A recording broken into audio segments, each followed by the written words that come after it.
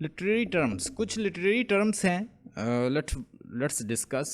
ये तो बहुत ज़्यादा हैं कि हम अगर सारा दिन ही डिस्कस करते रहें तो ये ख़त्म नहीं होती। कुछ मुझे लगी इम्पॉर्टेंट, मैंने वो शामिल की हैं। Let's discuss. Absurd literature. Absurd literature कैसा लिटरेचर होता है? अब्जर्ड लिटरेचर ऐसा लिटरेचर है जो मीनिंगलेसनेस ऑफ टॉपिक जो है या लाइफ शो करे, मीनिंगलेसनेस। अब्जर्ड लिटरेचर का मतलब होता है बेबुनियाद, मीनिंगलेस, और ऐसा लिटरेचर जिसके अंदर करैक्टर आपको ऐसे लगेंगे कि जैसे बिल्कुल मीनिंगलेस हरकतें जो है वो कर रहे हैं। और इसमें अगर आपको मैं प्रोमिनेंट एग्जांपल दूं तो ऑब्जर्व लिटरेचर की एग्जांपल है waiting for the Godot. Waiting for Godot को मैंने डिटेल जो है उसको टीच किया हुआ है। अगर आप वेटिंग फॉर गॉडर को देखें तो उसमें दो करैक्टर हैं, व्लादिमीर और एस्ट्रिगन्स और व्लादिमीर जो हैं वो आपस में मीनिंगलेस हरकत करते हैं। कभी वो रस्सी से लटकने की कोशिश करते हैं, कभी वो खुदकुशी की कोशिश करते हैं, फिर कहते हैं रस्सी नहीं है, फिर मैं अगर मेरी डेथ हो जाएगी तो या तुम अकेले हो जाओगे, मैं इसलिए खुदकुशी नहीं करूँगा। हम किसी का वेट कर रहे हैं, पता है किसका वेट? हम गोडो का वेट कर रहे हैं, और गोडो आएगा और एक बच्चा आता है, अल्टीमेटली वो बताता है कि गोडो कल आएगा। फिर बच्चा आता है, वो बताता है कि गोडो जो है मसरूफ़ है, आज नहीं आ सकते, कल आएंगे। तो कहते हैं कि हम में से हर बंदा किसी ना किसी चीज़ की तलाश में है। ठीक है, ये गोडो वो नहीं है। वो कहते हैं कि ये जो गोडो है ये इंसान की उम्मीद है, होप है। तो लाइफ जो है मीनिंगलेस है। अब्जर्व लिटरेचर का मकसद क्या होता है कि ज़िंदगी के मानी तलाश करना।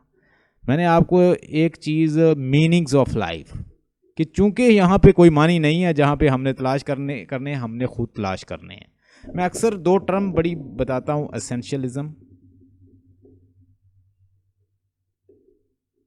एसेंशियलिज्म और एक क्या है, एग्जिस्टेंशियलिज्म। ये दो टर्म्स हैं, एसेंशियलिज्म और एग्जिस्टेंशियलिज्म।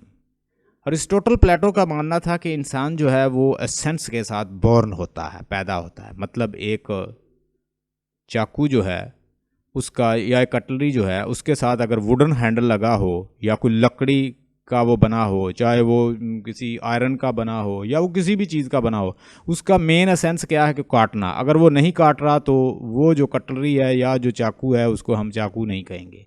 मतलब वो तब ही कहलाएगा अगर वो अपने एसेंस के साथ है। एसेंस मीन कि टू कट, कि उसने काटना है। अगर वो काट नहीं रहा तो that is not a knife. दूसरी साइड पे अक्सर मिसाल दी जाती है जो कि जेन पॉल सार्टर की मिसाल है, जो कि एग्जिस्टेंशियलिस्ट था। उसने एक क्वेश्चन जो है, उसने इसको, एग्जिस्टेंशियलिस्ट था और उसने रद्द किया था एसेंशियलिज्म को। उसने कहा कि इंसान अपने एसेंस के साथ बोर नहीं होता। We are not having any meaning at all in this world, we are baffled and confuse in this world, and in this world we have to find out meaning ourself. जो meaning हमारे सामने है ये तो लोगों के बनाए हुए हैं, हमने अपने मीनिंग्स बनाने हैं। बहुत सारी ऐसी मामलात हैं जहाँ पे इंसान कंफ्यूज हो जाता है। मोस्टली एग्जिस्टेंशियलिस्ट जो हैं वो किसी अथॉरिटी को नहीं मानते। वो क्या होते हैं? वो अथीस्ट होते हैं, अग्नोस्टिक होते हैं।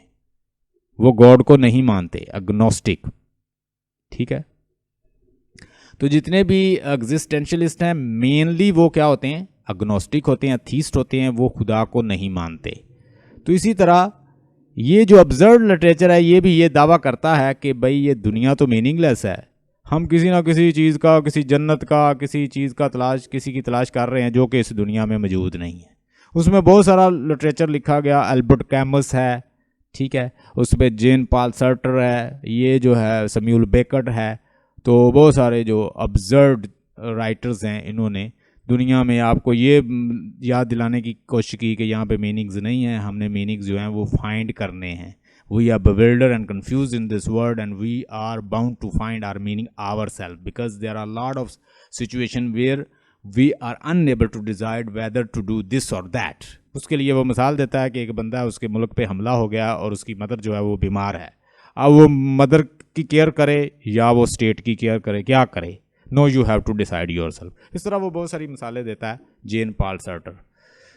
आगे, act and the scenes, Romans and Greek. अब रोमन ग्रीक से ये जो एक्ट और प्ले का जो इसकी डिवीजन है ये रोमन ग्रीक के टाइम से मौजूद है।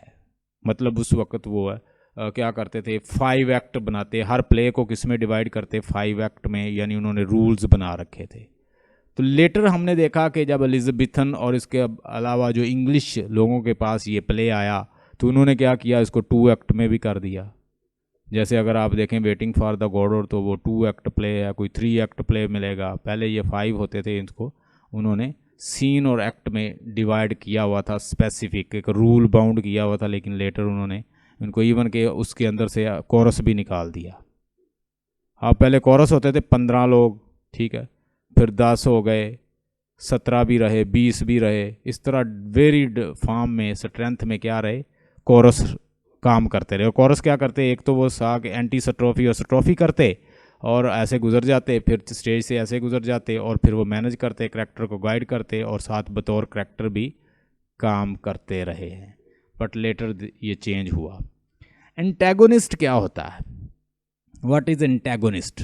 एंटेगोनिस्ट का मतलब होता है जो कि प्रोटैगोनिस्ट के ख़िलाफ़ हो, जिसकी एक्टिविटी जो है वो किसके ख़िलाफ़ हो, प्रोटैगोनिस्ट के ख़िलाफ़ हो। प्रोटैगोनिस्ट कौन होता है, हीरो होता है, ठीक है।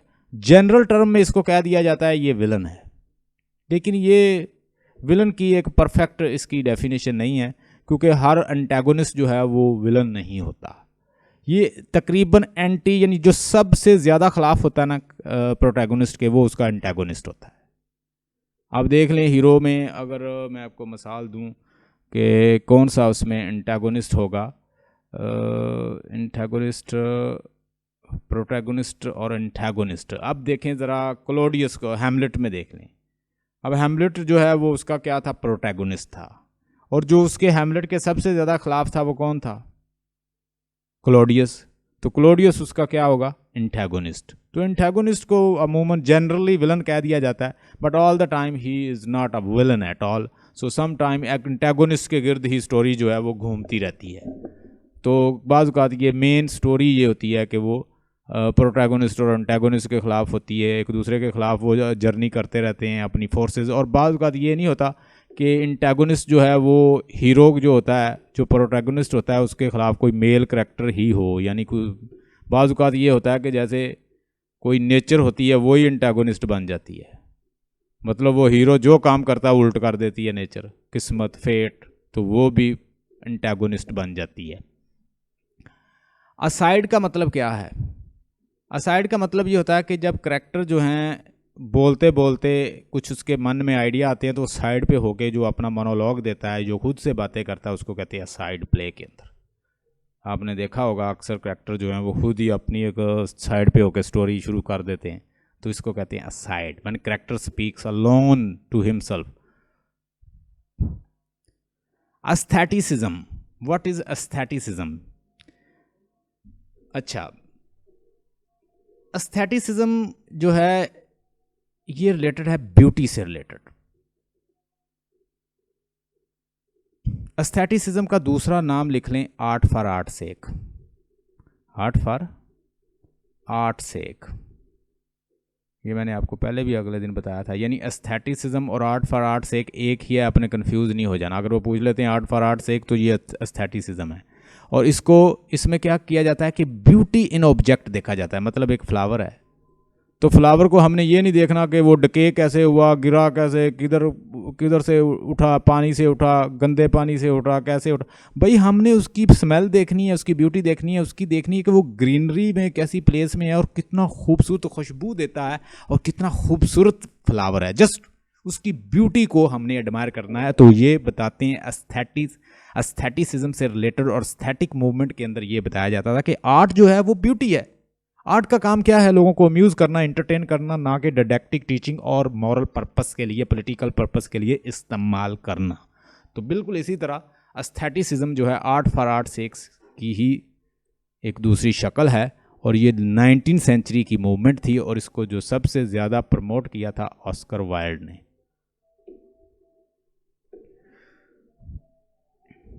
एलिग्री जो है ये हमेशा 2 मीनिंग कैरी करती है। मतलब एक तो आपको जो एपरेंट नज़र आ रहे होते हैं, एक उसका हिडन मीनिंग होता है। एपरेंट सरफेस मीनिंग, और जो आपको एपरेंट मीनिंग और सरफेस मीनिंग डिफरेंट होते हैं इसके। यानी एक मीनिंग तो आपको सामने नज़र आ रहा था, इसकी मैं मिसाल दूंगा कि जैसे हमारे पास वर्क है जोनाथन स्विफ्ट का गलिवर ट्रैवल। अब गलिवर ट्रैवल के जो 4 वॉयज हैं उसके, अगर हम उन वॉयज को देखें तो पहला वॉयज जो है उसका वो हमें बिल्कुल ऐसे लगता है कि जैसे वो बच्चों की टेल्स हैं, वो टेल्स हैं छोटे बच्चों के लिए, लेकिन उसके पीछे जो है वो बड़ी पॉलिटिकल एलिगरी उसने यूज़ की है। तो ये भी एल्गोरिकल वर्क होता है और इसके अंदर टू मानी जो है कैरी करती है टेक्स्ट। एलिट्रेशन होती है कि रेपिटेशन ऑफ साउंड जो है उसको हम एलिट्रेशन कहते हैं। लें जी, व्हाट इज लर्निंग? लर्निंग क्या होता है? लर्निंग होता है कि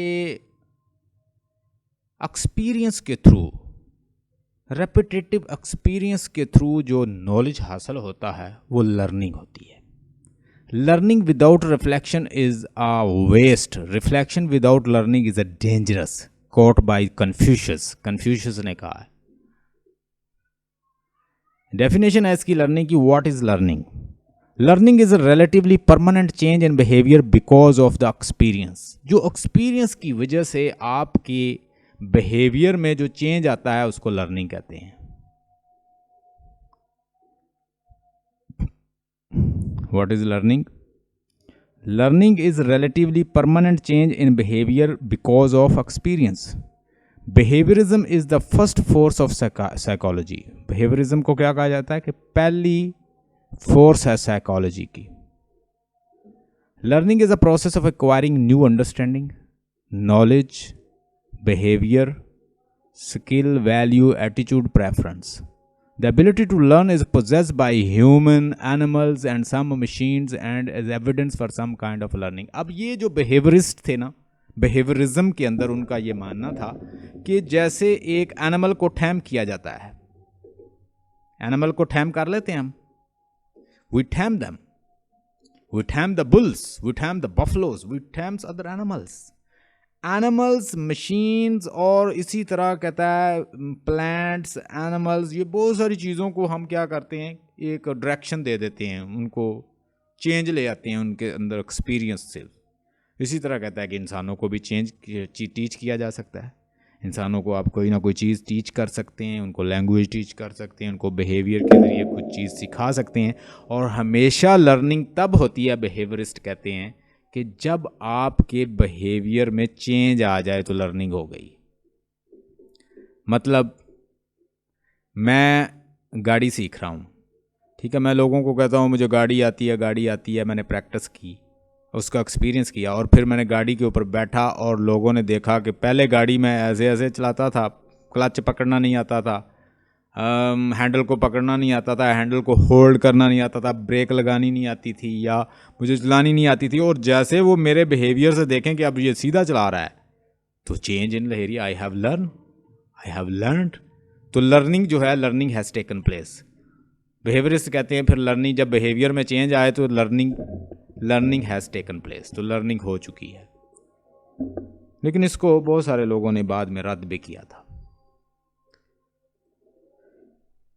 कुछ फिलासफर हैं जैसे J.B. वॉटसन है, जॉन लॉक है और इवन्स पेवलोव है। ये जो जैसे पेवलोव है, जॉन लॉक है, J.B. वॉटसन है, और जॉन लॉक तो इसमें एक फ़िलासफ़र भी है, ठीक है। कुछ ये भी साइकोलॉजिस्ट है, और स्किनर भी साइकोलॉजिस्ट है, और जॉन लॉक इसमें फ़िलासफ़र है। और इसके अलावा हमारे पास स्किनर है जो कि फिर साइकोलॉजिस्ट है, और पेवलोव जो है ये भी एक साइकोलॉजिस्ट है। अब हम इनको देखेंगे कि किस तरह से इन्होंने बिहेवियरिज्म पे काम किया है। बिहेवियरिस्ट का ये मानना है कि जब लर्निंग होती है तो चेंज आता है, चेंज इन बिहेवियर आ जाता है। एनिमल्स और ह्यूमन जो है दोनों को वो एक ही तरह का लेते हैं। जैसे वो अरिस्टोटल ने कहा था कि human is a social animal. तो जैसे हम इंसानों को, एनिमल को टैम कर लेते हैं, टीच कर लेते हैं बिहेवियर के ज़रिए, तो कहता है कि इंसानों को भी टीच किया जा सकता है। बिहेवियर कैसे रिपीट होगा, कितना रिपीट होगा, ये आप उसके रीइंफोर्समेंट पे है। मतलब एक बच्चे ने कोई काम किया तो उसे एक टॉफ़ी दे दी, अब वो दोबारा करेगा। उसे आप 2 टॉफ़ी दे दें, वो रिपीट करेगा। अब मतलब आप किस तरह का उसको रीइंफोर्समेंट दे रहे हैं, वो वैसे ही काम करे। दूसरे काम में, दूसरे लफ्ज़ों में मैं कहता हूँ, बच्चा स्कूल से छुट्टी करे, आप कुछ ना करें। ये मैं आपको आम मिसाल दे रहा हूँ। बच्चा स्कूल से छुट्टी करे, आप उसे कुछ ना कहें, वो फिर छुट्टी कर लेगा। बच्चा स्कूल से छुट्टी करे, आप उसे कुछ ना कहें, वो फिर छुट्टी कर लेगा। भाई क्या फ़र्क पड़ रहा है, आप तो कुछ भी नहीं कर रहे। हाँ, बच्चा छुट्टी करे तो आप क्लास के अंदर ये ऐलान कर दें कि जो बच्चा छुट्टी करेगा उस बच्चे को मतलब पनिशमेंट मिलेगी, और उसके सामने ये बिहेवियर, जब वो छुट्टी करे तो उसके बिहेवियर को रिपेल करें, मतलब उसको दबाएं, उसको पनिशमेंट दें, इसको जिसे कहते हैं नेगेटिव रीइंफोर्समेंट। वो आप जैसे ही देंगे वो छुट्टियां बंद कर देगा। तो ये चीज़ें जो हैं असरअंदाज होती हैं बिहेवियर के ऊपर। मतलब आपने कोई गलत काम किया, आपको उसकी कोई सज़ा नहीं मिली, आप फिर करोगे, ठीक है। अगर आपने किसी से बदला लेना हो तो वो गलत काम कर रहा है ना, तो उसे खुली छूट दे दें, वो आपसे बच जाएगा, उसे आदत पड़ जाएगी, वो बिहेवियर रिपीट होता रहेगा, वो कहीं ना कहीं और फंस जाएगा। तो ये जो है, ये साइकोलॉजी का एक बड़ा ज़बरदस्त एक लेसन है। चेंज इन बिहेवियर के जो लर्निंग होती है वो चेंज इन बिहेवियर लाती है। एनिमल को टीच किया जाता है, ह्यूमन को किसके ज़रिए, एक्सपीरियंस करवा के, फोर्सफुली। और ये जो बिहेवियर टॉट टीच करना है ना, दैट इज़ टॉट फोर्सफुली। मतलब आपने कोई बात मनवानी है तो जब तक आप फोर्सफुली आर्गूमेंट नहीं देते तो वो बात नहीं मानी जाती। जब आप कोई बात टीच कर रहे होते हैं, आप रिबटल में वो हार जाते हैं तो लोग उसको फॉलो नहीं करते। बात याद रखिएगा, जो भी आप बात कर रहे हैं उसको इतना फोर्सफुली आप मनवाएं उन लोगों से, बच्चों से, या जिसको वो इम्प्लीमेंट करवाना चाहते हैं, कि फोर्सफुल आर्गूमेंट होना चाहिए, उसके अंदर फोर्स होनी चाहिए आर्गूमेंट। नहीं तो वो आर्गूमेंट रिबटल को नहीं बर्दाश्त करता, रिबटल में हार जाता है। और एक फ़िलासफ़र था, ये कहते हैं ना, ये 1924 में बिहेवियरिज्म के ऊपर बुक लिखी थी किसने, जेबी वाटसन ने। जेबी वाटसन ने एक बुक लिखी थी बिहेवियरिज्म के ऊपर, किसमें, 1924 में। इसके अंदर इसने बिहेवियरिज्म को, और इसमें एक मिसाल दी थी लिटिल अल्बर्ट की। लिटिल अल्बर्ट एक बच्चा था, और उस बच्चे को एक सफ़ेद रंग का एक खरगोश था, रैबिट था, उस रैबिट ने उसको काट लिया। तो अब देखते हैं कि वो जो टेडी बियर होता है, और जो वैसे सफ़ेद कलर की कोई भी चीज़ होती है तो बच्चा उससे डरता है। मतलब कि जो बंदे के साथ एक्सपीरियंस होता है वो उसके ऊपर अफेक्ट करता है, और वो पूरी उसकी साइकोलॉजी पे अफेक्ट करता है। वो हर सफ़ेद चीज़ से डरता था लिटिल अल्बर्ट। तो बिहेवियर क्या है, वो हमेशा क्या करता है, बिहेवियर अफेक्ट करता है। लिटिल अल्बर्ट का की उसने मिसाल दी, और उसे बड़े सिस्टमेटिक तरीके से बिहेवियरिज्म में एक उसने बुक लिख दी, और काफ़ी मिसालों से उसने क्या किया, ह्यूमन और एनिमल्स की एक मिसालें दी। और ये आइडिया इसने लिया था, जीबी वाटसन ने किससे लिया था, 17वीं सेंचुरी का। यानी ये देखें, राउंड अबाउट 20वीं सेंचुरी में वर्क कर रहा है ना, 1924 में। तो अब यहाँ पे देखें, ये बंदा किस सेंचुरी का है, 17वीं सेंचुरी का है, जॉन लॉक फ़िलासफ़र। इसने सबसे पहले इंसान के अंदर डिस्कवर किया, इसने डिस्कवर किया टैबुला रैसा। इसने टैबुला रैसा का एक कॉन्सेप्ट दिया, और उसको मतलब बाद में ट्रांसलेट अगर करें, इस लैंग्वेज को ट्रांसलेट करें तो इन वर्ड को, तो ये बनता है एम्प्टी ब्रेन या एम्प्टी ब्लैंक स्लेट। तो ये 17वीं सेंचुरी में दे रहा है कंसेप्ट, कौन दे रहा है, जॉन लॉक। जॉन लॉक ने सबसे पहले ही बता दिया था कि ह्यूमन माइंड जो है वो टैबुला रैसा होता है, यानी वो एक ब्लैंक स्लेट है। उसके आप ऊपर जो मर्ज़ी लिख दें, जो लिख देंगे वही वो बन जाएगा। मतलब आप उसके ऊपर जो लिख दें वो, और इवन के इसके लिए उसने क्लेम भी किया था कि मुझे कोई बच्चे दे दो। जैसे जीबी वाटसन ने ये कहा कि आप मुझे भाई कोई बच्चे दे दें जो बिल्कुल जिनके माइंड ठीक हों और छोटे बच्चे हों, मैं आप जो मुझे कहेंगे मैं उसे बना दूंगा। ये क्लेम किया था जीबी वाटसन ने। तो जॉन लॉक ने ये 17वीं सेंचुरी में कंसेप्ट दिया था। He give the concept of the tabular, ऐसा ब्लैंक स्लेट है ह्यूमन माइंड बच्चों का। आप जॉन लॉक को भी हम ये कहेंगे कि ये भी एक बिहेवियरिस्ट था, ठीक है, क्योंकि उसने कॉन्सेप्ट ये दिया था, और लेटर फिर इसको फॉलो किया किसने, बिहेवियरिज्म में जीबी वाटसन ने। और इसने लिटिल अल्बर्ट की मिसाल दी, कुछ एनिमल्स की मिसाल दी, और इसका फिर इसको मतलब पीक पे लेके जाता है, further develop by the Watson. Thorndike जो है ये इसका फॉलोअर था, किसका, जेबी वाटसन का। थॉर्नडाइक ने इसको थोड़ा सा और डेवलप कर दिया और इससे फिर बिहेवियर, इसको लेटर जाना गया फादर ऑफ साइकोलॉजी। याद रखें थॉर्नडाइक को। थॉर्नडाइक के बाद यही फार्मूला किसके पास आ गया, अब स्किनर के साथ पास। तो बी.एफ. स्किनर ने, ये ना कहें कि बस स्किनर ने ही बिहेवियरिज्म पे काम किया है। ये चला कहाँ से है, असल में ये आइडिया कहाँ से लिया गया था, जॉन लॉक के वर्क से। जॉन लॉक ने जब टैबुलर ऐसा का कंसेप्ट दिया ब्लैंक स्लेट का, वो आ गया किसके पास, वाटसन के पास। वाटसन से ये आया किसके पास, मज़ीद आ गया थॉर्नडाइक के पास। थॉर्नडाइक से ये कंसेप्ट डेवलप होता हुआ उसने इतना वर्क किया कि फादर ऑफ साइकोलॉजी जाना गया, और ये फिर मज़ीद किसके पास आ गया, बी.एफ. स्किनर के पास। तो इस तरह ये आइडिया बिहेवियरिज्म का चला था। Hope you got the point.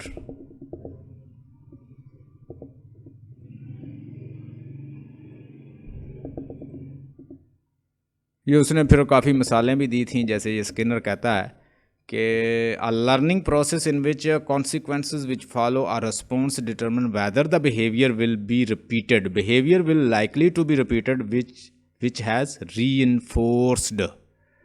मतलब एक बच्चा है, उसने सबक याद किया, मतलब उसने 40 मार्क्स लिए या उसने 100 मार्क्स लिए, तो आपने क्या किया, उसे एक टॉफ़ी दे दी। तो अब वो दोबारा जब टेस्ट होगा तो वो कोशिश करेगा फिर 100 ले ले, फिर आपसे टॉफ़ी दे दे, आप उसे 2 टॉफ़ी दे दें। वो फिर कोशिश करेगा बिहेवियर को रिपीट करने की, फिर टेस्ट लेंगे, वो फिर अच्छा लेगा, आप उसे 3 टॉफ़ियाँ दे दें। ये बिहेवियर रिपीट होता रहेगा। अगर उसने 100 मार्क्स दिए तो आपने एक पढ़ने वाले और अनपढ़ जो जिसने नहीं पढ़ा दोनों को सेम ही रखा, तो दूसरी दफ़ा वो कोशिश करेगा यार उसको भी तो कुछ नहीं कहा, मैं भी नहीं पढ़ता। हमेशा जो रीइंफोर्सर है किस तरह का आप दे रहे हैं, नेगेटिव पॉजिटिव, ये इम्पैक्ट करता है अगले की परफॉर्मेंस के ऊपर। इसके लिए उसने ये चूहे की मिसाल एनिमल्स के ऊपर की है, बंदर के ऊपर एक्सपीरियंस किए। तो ये है ऑपरेंट कंडीशनिंग का कॉन्सेप्ट जो है ये आपको दिया बी.एफ. स्किनर ने। मैंने आपको काफ़ी टीच कर दिया इसके बारे में भी। अब ये है कुछ चीज़ें, और ये काफ़ी इम्पोर्टेंट चीज़ें हैं, इनको हम देखते हैं। Just student friend follower, you're listening to the voice of Sarana. Our contact number is 0305631964. Don't forget to subscribe and like our channel, and don't forget to hit the bell icon in a way to receive newly uploaded videos. So let's discuss parallelisms. What is parallelism in sentence? Sentence के अंदर एक balance और